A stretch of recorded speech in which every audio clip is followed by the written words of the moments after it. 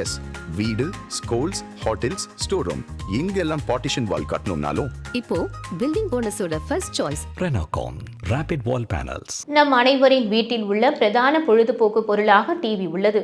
சமீப காலமாக smart TV, Android TV, நம் மொபைல் போனில் உள்ள அனைத்து அம்சங்களும் டிவியில் வந்துவிட்டன.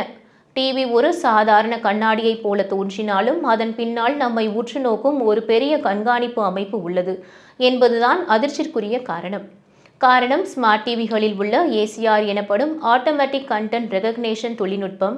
இந்த ஏசிஆர் தொழில்நுட்பம் திரையில் ஓடும் காட்சிகளை நொடிக்கு பல முறை ஸ்கிரீன்ஷாட் எடுத்து அவற்றை தரவுகளாக மாற்றுகிறது. நீங்கள் நெட்ஃப்ளிக்ஸ், அமேசான் பிரைம், ஹாட்ஸ்டார் போன்ற செயலிகளை பயன்படுத்தினாலோ அல்லது லேப்டாப், கேமிங் கன்சோல் போன்றவற்றை HDMI மூலம் இணைத்து பயன்படுத்தினாலோ இந்த தொழில்நுட்பம் நீங்கள் எதை பார்க்கிறீர்கள் என்பதை துல்லியமாக அடையாளம் காணும். பின்னர் சேகரிக்கப்படும் இந்த தரவுகள் விளம்பர நிறுவனங்களுக்கு விற்கப்படுகின்றன. இதன் மூலம் உங்கள் ரசனைக்கு ஏற்ற விளம்பரங்கள் உங்கள் டிவியில் காட்டப்படுகின்றன.